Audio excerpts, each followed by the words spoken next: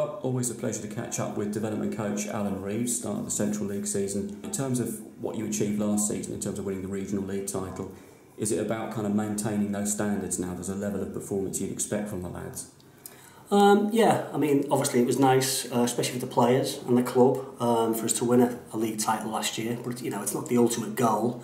The ultimate goal for football is just to win games as much as you can. And only if you're playing well and competing well, you're winning more than you're losing.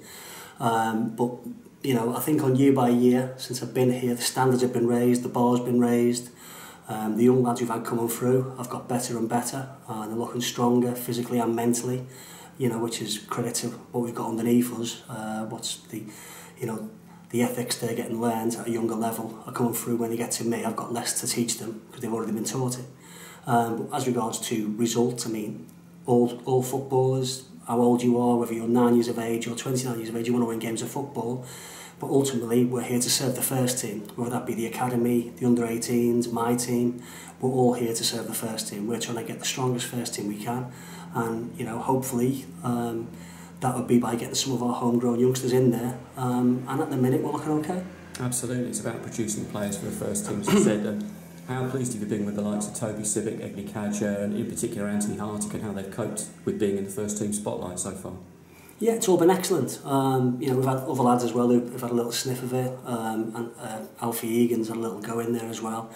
And a couple of the other young lads have been in and around the bench and the squad. Anthony in particular surprised us. We knew what a good footballer he was. Not too sure if we knew if he'd be able to move his form and his performances from the under-18s and 21s into the first team.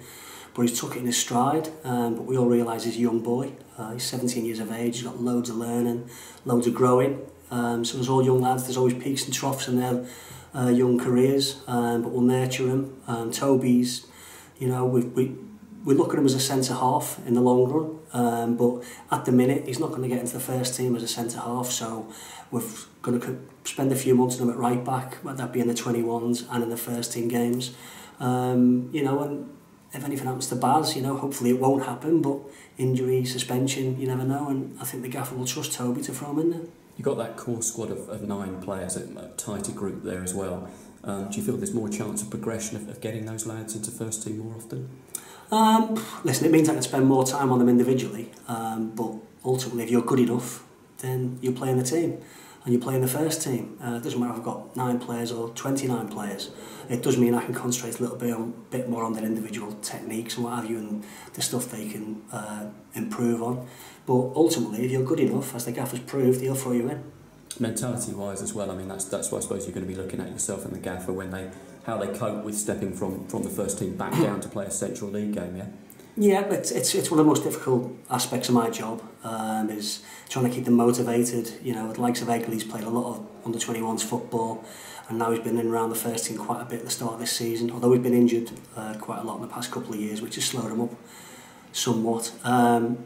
But my job is to get them ready, mentally and physically, that even when they do get their chance, that they're physically ready for the first team and they're mentally ready for the first team. And they all know, they've been with me long enough, that when they play another 23s game, that they know what we expect, what I expect, and that's normally what they give me.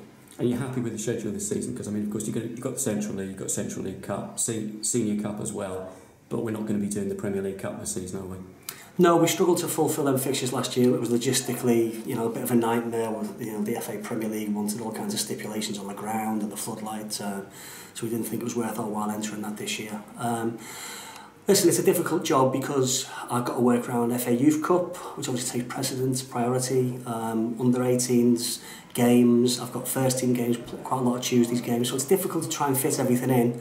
But hopefully that's part of my job, is to try and squeeze in games as and when. If it's a last minute friendly, it's a last minute friendly. But there's a little core that I've got there that need games, need minutes, more often than not.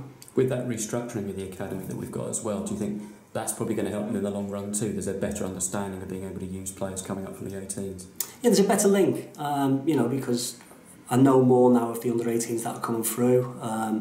I'm forewarned about who they like. I mean, this time last year, it was Michael Hampton Robo Series. We've got a player here, which is Anthony.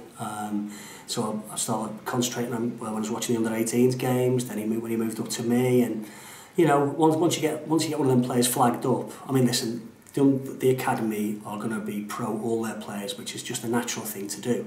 But when they get flagged up to me, then I take a look, and if I think, do you know what, yeah, I'm happy about bringing him up straight away, then we have the conversation with Robbo, Michael, Jeremy, the gaffer, and if we think it's the right time to bring them up, we bring them up. But there's been occasions where there's been players that, you know, I've thought maybe it was the right time, and maybe Robbo and Jeremy said, no, he's best staying where he is. So it's, you know, we've got good communication, we've got good lines of communication between us, and, you know, ultimately, touch wood, it's working positively.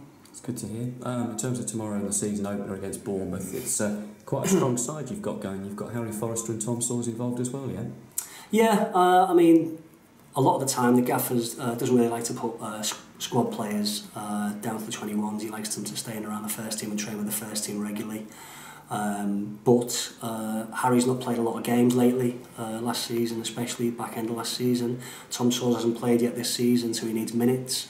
So that's the time when the gaffer will chuck them boys down to me in the under 23s, which I'm happy to have. You know, I want the young lads to be able to play with good quality, experienced players to see how it rubs off on them.